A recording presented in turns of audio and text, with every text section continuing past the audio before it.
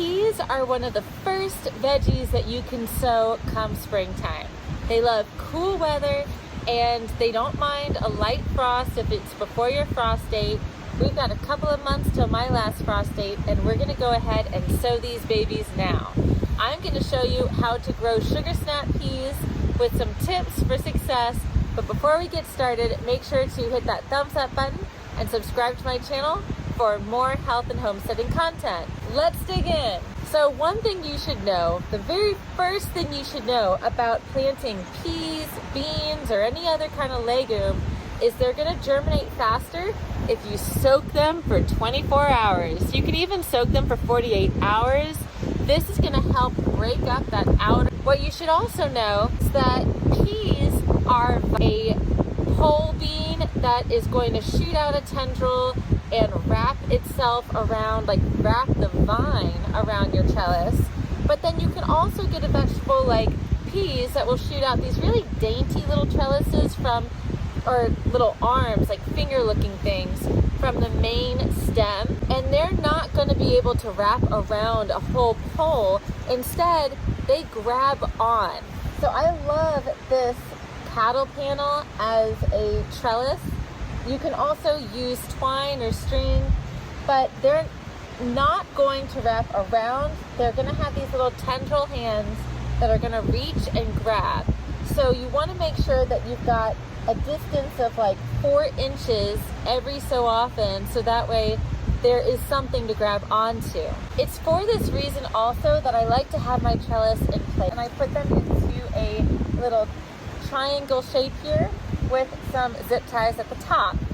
And all that I'm gonna do is first smooth out my soil so that way I'm not planting just in a bunch of mulch. I also don't want large chunks of wood or mulch on top of my seedlings that can kind of block them from sprouting, similar to when you're starting seeds indoors.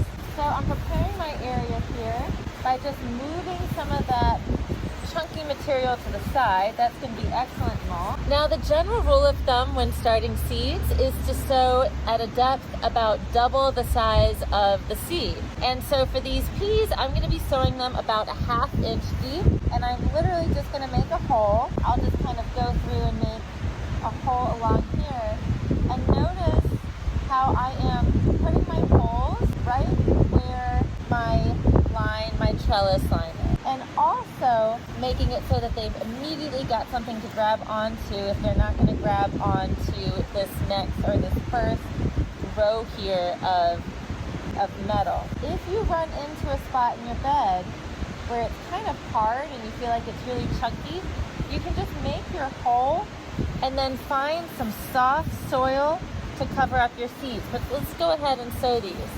So usually for these peas, I would do 1 seed per every hole, or 1 to 2 seeds per every hole. I want to make sure that I have enough seeds to go all the way around this trellis. So I'm going to start with 1, and then if I've got extra, I'm going to go ahead and put 2 in, because you always want to overseed just in case there's no germination. So I have a spot over here where it's pretty hard. I feel like maybe there's just like a bunch of wood compacted and I'm not really even able to dig it out. I'm gonna take my little seed, I'm gonna find some, dig in here, find some kind of soft soil material and put that right on top. Seeds need contact to germinate, and I think that is just such a beautiful philosophy for life. For birth to experience, to be experienced, to be in existence, you need contact. You need all ingredients coming together. So I'm just covering that one up.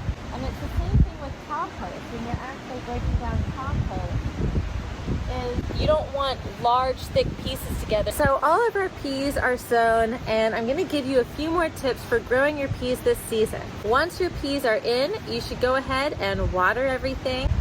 It's always a great idea to be aware of the forecast, and ideally sow your seeds right before it rains, so that way if you don't have an irrigation system, you can just depend on the rain.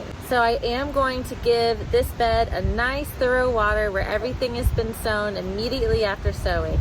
And I'm gonna wanna water them daily until they germinate. Once your seeds germinate, You do not have to water them every day. You can just work on getting 1 inch of water a week. And again, if you don't have an irrigation system, what does that look like? Get a simple rain gauge so that way you know each week how your plants look. You can easily overwater and create problems with fungal issues and disease versus underwater. You'll see a slight wilt in your plants, including your peas, and you will know if you need to water. The fungal issue that usually plagues peas is powdery mildew. This is why crop rotation is so important, and you want to make sure that you're planting anything in the legume family or that's susceptible to powdery mildew in a different spot and keep that rotation up for 2 years. Powdery mildew is a great title for fungal issue because it's exactly what it looks like, a white powdery substance on the leaves. And it may come at some point, but you don't want it to come early on. You want to space out your plants, make sure there's adequate airflow, and that you're not overwatering your plants. If you do sow more than 1 seed per hole, it will be important once they're about 4 to 6 inches tall to thin down to 1 plant per space. So that way you are ensuring adequate spacing and that adequate airflow. And then just know that your peas are going to be pretty short-lived. As soon as warm weather or hot weather starts coming in through spring, they're probably going to start dying out. They're not going to get very tall, maybe about 3 to 4 feet tall, but you should be getting some really yummy peas once they're about 2 feet tall. Now, different pea varieties will have different times at which you would harvest them. Sugar snap peas in particular are going to get nice and plump, but not too large, when they'll be crispy and really delicious to snack on. I hope you enjoyed this video on how to grow peas successfully.